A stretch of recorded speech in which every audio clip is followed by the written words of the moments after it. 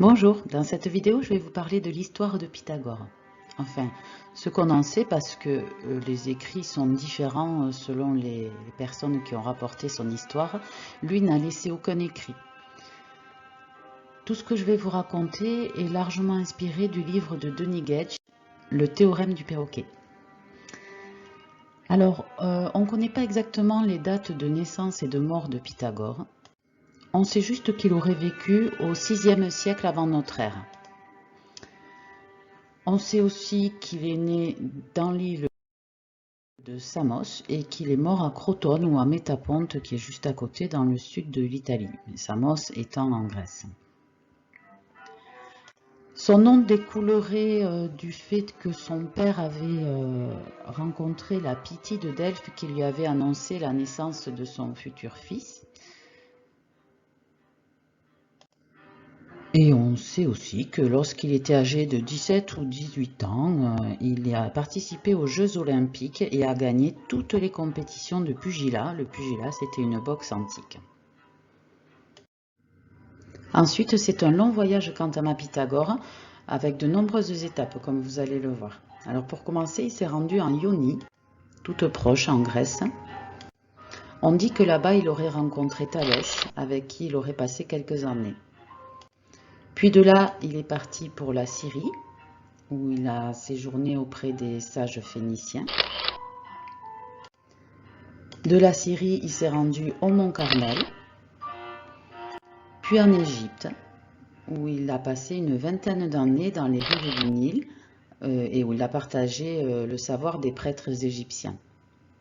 Là, il s'est retrouvé prisonnier par les Perses qui l'ont amené à Babylone. Alors à Babylone, il y aurait passé 12 ans à partager aussi son savoir avec les scribes et les mages babyloniens. Et puis de là, il est rentré à Samos, 40 ans après son départ. À Samos régnait un tyran qui s'appelait Polycrate de Samos et que Pythagore a fui en se rendant à Crotone dans le sud de l'Italie.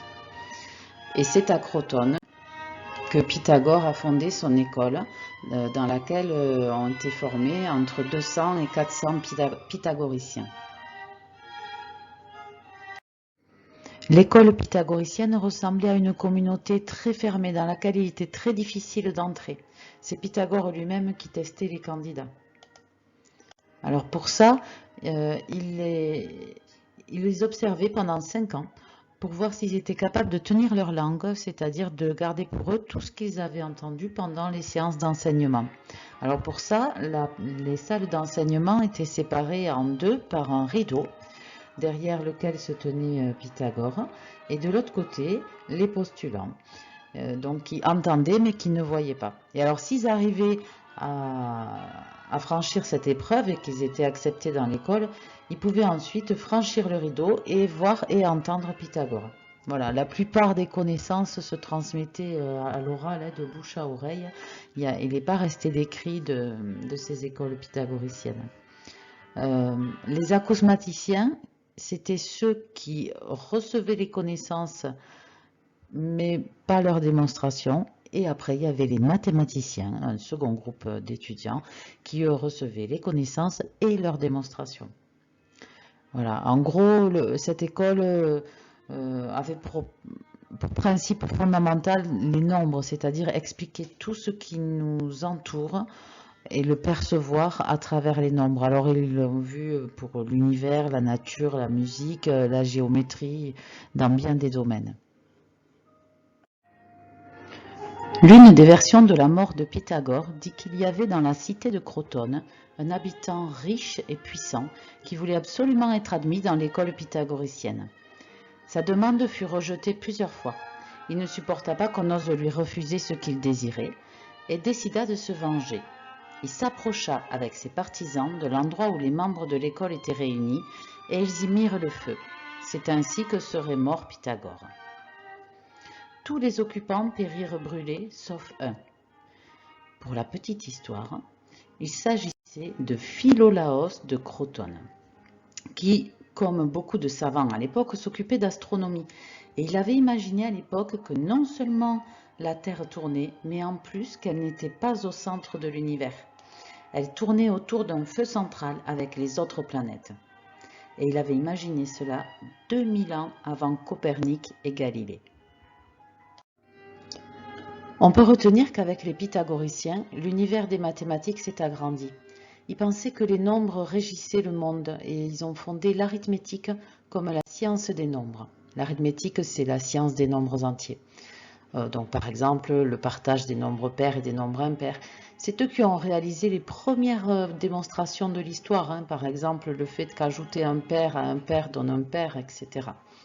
Ils ont aussi démontré que la somme des angles d'un triangle vaut 180 degrés. Pythagore voyait des nombres partout. Pour lui, tout ce qui existe est nombre. Et il les dénicha même dans la musique, où les accords et les notes se révèlent être des rapports, c'est-à-dire des quotients de nombres entiers. Je vais vous l'illustrer à travers une petite expérience. Alors, on va réaliser une petite expérience pour visualiser les nombres dans la gamme musicale, dans la gamme pythagoricienne. Donc, on a 4 verres ici, de même contenance. Celui-ci est vide, celui-là est rempli à un quart, celui-là un tiers, celui-là un demi. Alors, si je tape sur les verres, ils ont des sons différents. Si je prends par exemple celui qui est vide et celui rempli à moitié, lorsque je les tape simultanément, j'obtiens un accord d'octave qui est plus harmonieux que les deux sons précédents. Si je prends celui qui est vide et celui qui est rempli au 1/3, et simultanément, on obtient un accord de quinte. Et puis pour les deux derniers, qui ont un son quand même assez proche, c'est un accord de quarte. Voilà, donc les intervalles musicaux sont des rapports de nombres. L'intervalle de l'octave correspond au rapport 1/2. L'intervalle de la quinte au rapport 2/3, c'est le ratio de vide dans les deux verres. Et pour la quarte, c'est un rapport de 3/4. Et le théorème de Pythagore dans tout ça? Eh bien, le théorème de Pythagore n'a pas été inventé par Pythagore, mais ce serait le premier à l'avoir démontré. On a retrouvé chez les Babyloniens, chez les Égyptiens, des traces de son utilisation bien avant Pythagore, notamment sur cette tablette d'argile qui est datée de plus de 1000 ans avant Pythagore et sur laquelle figure une quinzaine de triplés pythagoriciens. Voilà pour l'histoire du théorème de Pythagore. Pour finir, je me dois de vous raconter une petite anecdote en lien avec tout ça. Les pythagoriciens avaient remarqué que si on considère un carré de côté 1 et qu'on souhaite calculer la longueur de la diagonale grâce justement au théorème de Pythagore, quand on l'applique, on calcule 1 au carré plus 1 au carré, ça donne 2. Donc la diagonale au carré donne 2. Donc la longueur de la diagonale, c'est le nombre qui au carré vaut 2. On appelle ce nombre racine carrée de 2. Le problème, c'est qu'ils ne sont pas parvenus à le calculer de façon précise, c'est-à-dire à leurs yeux que racine de 2 soit égale à un nombre entier, ce qui est impossible, ou alors à un nombre rationnel, c'est-à-dire une fraction. Ce sont les seuls nombres que connaissaient les pythagoriciens, les nombres entiers et les nombres rationnels. Pire encore, ils ont démontré, en plus grâce aux propriétés qu'on a vues en début de vidéo sur les nombres pairs et impairs, que le nombre racine de 2 ne pouvait pas être un nombre rationnel. On dit que c'est un nombre irrationnel. Cette découverte mit en péril leur propre vision du monde, car ils pensaient que tout dans le monde et dans l'univers pouvait s'expliquer par des nombres entiers ou rationnels.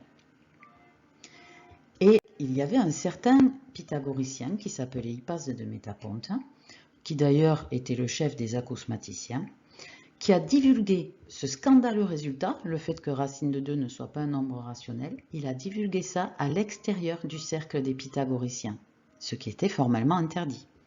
Selon la légende, il en fut puni et il périt noyé dans la mer Égée. Voilà pour la petite anecdote. Pour finir, je vous laisse découvrir quelques anecdotes concernant Pythagore inspirées par des légendes.